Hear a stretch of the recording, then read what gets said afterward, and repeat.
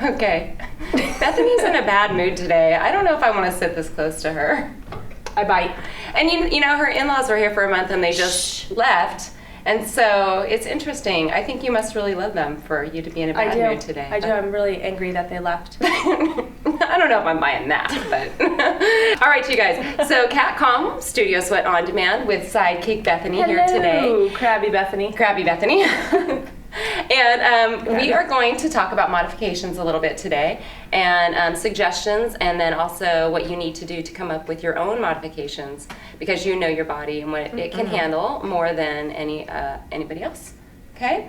TRX, you guys, guess what? TRX classes start here at Studio Sweat next week on Monday. Super excited. Yeah, there's a lot of energy around that program that we're kicking off, so we're super excited about that. That'll start in San Diego on Monday, so there'll be, I'd say, maybe a 2-week gap before you'll see those classes on demand. Yeah. Okay, so I'm really excited. Aren't you really excited? You can hardly contain yourself. I can hardly contain myself. I'm really, really excited about that. Okay, Monday. Anyways, so let's talk about modifications and when you might need them. So Megan, she's from Alaska.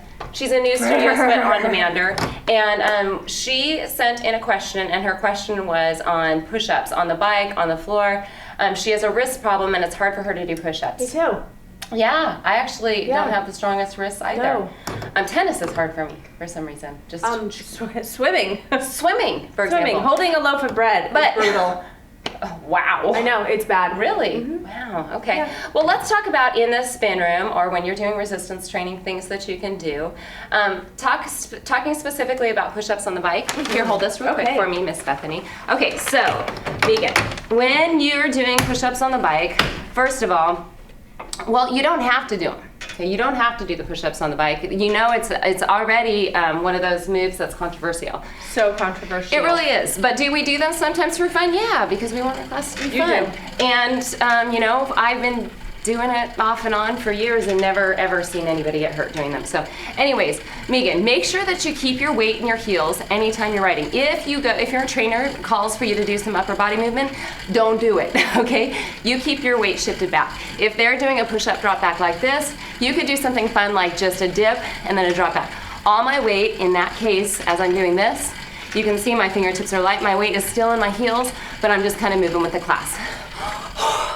So winded. So I'll take over from here. I'm really out of shape. So I don't do the push-ups and the drop backs in my classes because of my wrist. Yeah. And I like to do them in your class, but in my class I'm just not a fan of it. It's too much for me to handle choreographically speaking. Wow, that was a big word. It is a big word. Good job. That was. It was a big so I don't do them because of my wrist, and it's just a lot to do. But that doesn't mean you can't move, right? No. It doesn't mean you can't move. So she could do that little center move with the backdrop, okay? So you can move if your trainer's having you do it on the bike and you can't because you have wrist issues. Yeah. Keep it light on the wrist, don't risk injury, but you can still move, okay? Yeah. Have fun with it. So you're playing Scrabble, huh? Do a little dance.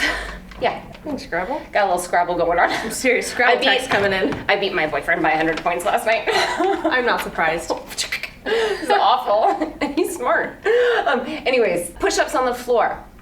Let's talk about push-ups on the floor. One thing that I see some people do as a modified version of a push-up, if they have wrist problems, is they actually hold on to dumbbells. Okay, so in the push-up position, they'll hold on to dumbbells like this, right? Because that'll keep the wrist locked out. So that's another option. Now, on the flip side of that, some people actually will experience more pain holding the dumbbells when they're doing their push-up than they will with their hands flat on the floor. So you have to figure out what hurts, what doesn't, and make it work for you. Same thing with any resistance training exercises. For example, I have some people that can't do presses for their shoulders, but they can do a lat raise. And so there's a lot of things that you can do to modify specific exercises. So you need to work with trainers, and you need to work with your physical therapist, or even try it on your own to figure out what kind of movements hurt and what kind don't, to work the same muscle group. So if an external rotation like this hurts, okay, then the press might hurt. but you can fold the rotator cuff down this way and it might feel just fine. And you can try doing like a close grip shoulder press too, where it's more in front and you're still Exactly. working the same muscles. Because now you've got an internal rotation. So just depends. There's lots to play with. So just because you have a bum shoulder doesn't mean that you can't strengthen the shoulders. You actually might be able to make it better. So figure out what works for you, okay? Work with your trainers, they can help you. And with the shoulder specifically, figure out which rotation is the one that hurts you. Is it external? Is it internal? If it's when your palms are down, is it when your palms are up?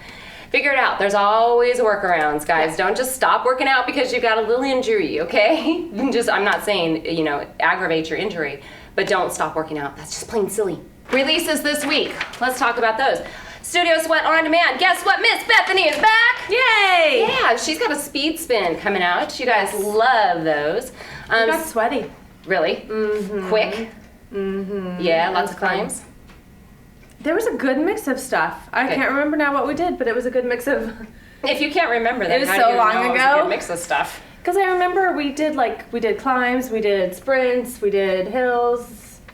That'd be the same as a climb. It sounds like us. Eric, you can cut that out. Anyways, and then I'm getting ready to film a spin sculpt class right now, and I haven't had a spin sculpt class on film personally for quite a while. Yeah, so where have you been?